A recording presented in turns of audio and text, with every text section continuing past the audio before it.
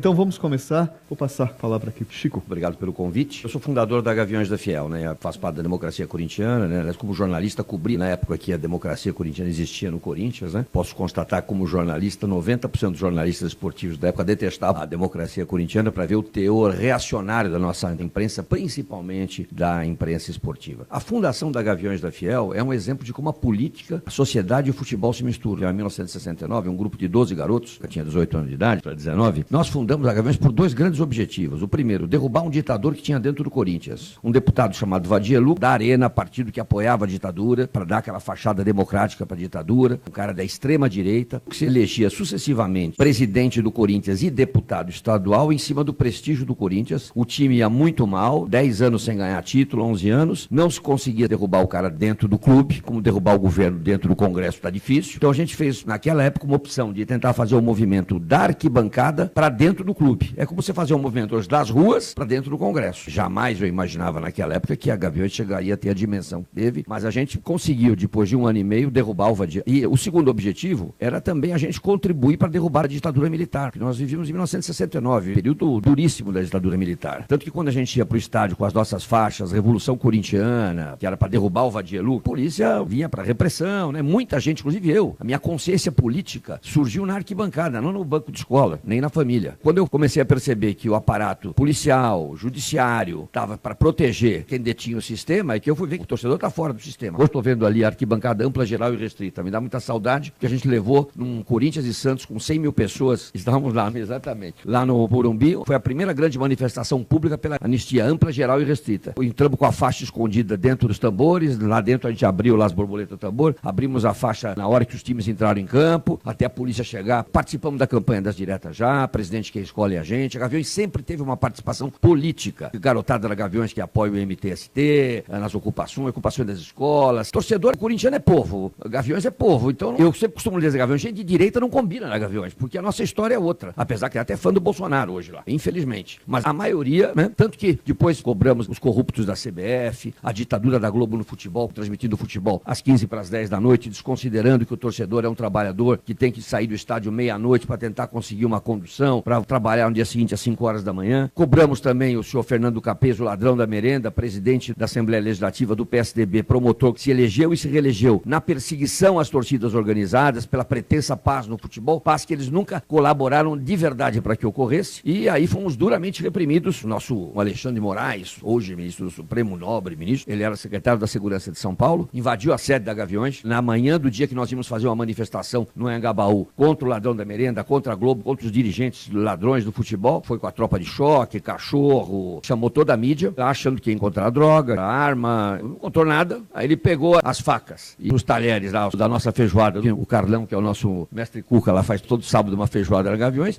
e apresentou para a imprensa como prova da nossa violência. A gente agiu rapidamente nas redes sociais e no final do dia, no Anhangabaú, tinham mais de 10 mil corintianos lá da Gaviões protestando contra eles. Mas houve uma repressão muito grande, houve prisões, mais de 20 garotos nossos foram presos, processados, gente prestando serviço no IML, condenado, e nós somos perseguidos até hoje. Tanto que, recentemente, a questão de 1 mês atrás, o promotor Paulo Castilho, com a PM, convocou os dirigentes das torcidas organizadas para uma reunião no batalhão, como se fossem todos marginais, né? Dizendo, olha, agora vai poder voltar bandeira, tambor, e vocês têm que assinar um termo de compromisso, de ajuste de conduta. A Gaviões se recusou, as outras torcidas assinaram correndo. E não pode entrar com a camisa. Espera, porque existe um termo de ajuste de conduta para a Polícia Militar de São Paulo? Quando um policial militar participa de uma chacina, o comandante da PM se responsabiliza sobre isso? Então por que nós da Gaviões temos que nos responsabilizar pelos 100 mil sócios que nós temos? O poder de prender quem é marginal é da polícia, não é de torcida organizada. Então nós não assinamos, tanto continuamos proibidos de entrar, nós somos a resistência mesmo. Essa é a história da Gaviões. Esse risco de ter manifestações fascistas lá dentro é zero. Claro que tem gente, mas majoritariamente, claro, nós somos um reflexo da sociedade. Se a sociedade vai para a direita, provavelmente a Gaviões irá para a direita, né? Mas ainda, por enquanto, o povão ainda sabe que pé a situação. Claro que hoje está difícil lá na Gaviões. Você discute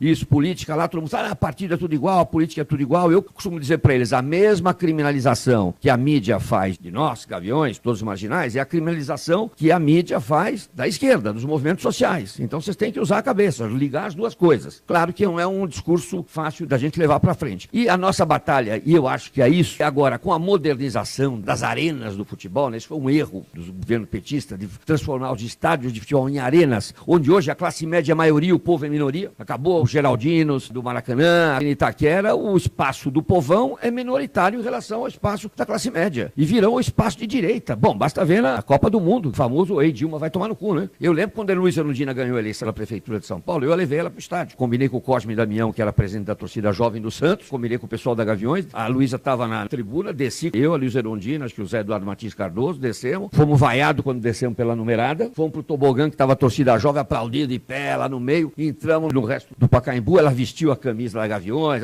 Erundina é Gavião, foi aplaudida. Hoje, infelizmente, se a gente fosse fazer isso, nós vamos ser vaiados na maior, porque a maior parte do estádio hoje está ocupado por gente de classe média, de coxinha, ficar todo mundo sentado, faz aquele aplauso. Não é teatro, isso é futebol, é vibração, é emoção. E nós temos que lutar, inclusive lá na CBF, para a volta do verdadeiro futebol brasileiro. Na arquibancada e dentro do campo. Menos empresário, menos gente ganhando dinheiro, mais gente do povo na arquibancada, mais alegria. Quem é mais velho e já viveu, o Morumbi com 142 mil pessoas no Corinthians e Ponte Preta, o Maracanã com 70 mil corintianos de um lado, 70 mil torcedores do Fluminense do outro, com bandeira, com a alegria. Porque a estratégia do governo de São Paulo e das autoridades é mais repressão para diminuir a violência. E a gente diz o contrário. Quanto mais alegria, quanto mais o garoto da periferia está preocupado em rasgar o papel picado, pegar a bandeira, menos ele está preocupado com a violência. Agora, se a gente é tratado como animal, tudo proibido, o cara da tropa de choque nos revista como nós fôssemos marginais. O torcedor é um marginal. Isso vai alimentar a violência. Então, uma bandeira muito interessante para os movimentos todos, não só das organizadas, é a volta da alegria do futebol. Tambor, bandeira, música, charanga, papel picado. É isso aí. Porque, na verdade, tudo a gente faz política, né? Teve um desfile, não sei que ano que foi, Alex, 2007, 2009. O tema era o Lula, né? O operário que virou presidente. A bateria toda da Gaviões, até a evolução, ela estava vestida de operário. Daí a gente fez uma roupa que mudava de lado e virava o presidente. A gente teve uma atuação. Todos os torcedores, a grande maioria é povão. Então nós temos que continuar trabalhando para que o povão faça as suas reivindicações dentro do futebol e para fora do futebol. Eu não posso imaginar a torcida organizada de futebol fazendo campanha para a direita. Acabei de ver um vídeo que me mandaram hoje da torcida do São Lourenço na Argentina, cantando Macri, hijo de puta, o tempo inteiro cantando. Tem um traço social. Nós somos um povão, né? E é isso que nós temos que lutar. Nós temos que nos unir todos. A gente continua dizendo isso na Gaviões, né? A primeira coisa, quando a gente faz reunião com novos sócios, fala, vocês vieram aqui para brigar, para quebrar o pau, tá no lugar errado. Não estou dizendo que não vai ter isso, porque a sociedade está violenta. Mas não é. Aqui o torcedor adversário é para ser um adversário, não é para ser um inimigo mortal. E as torcidas têm que se unir. A rivalidade tem que existir no futebol. Agora, torcedor é todo mundo, é povo. Tem muito mais do que nos une do que aquilo que nos separa. E aí nós temos que estar unidos nessa questão.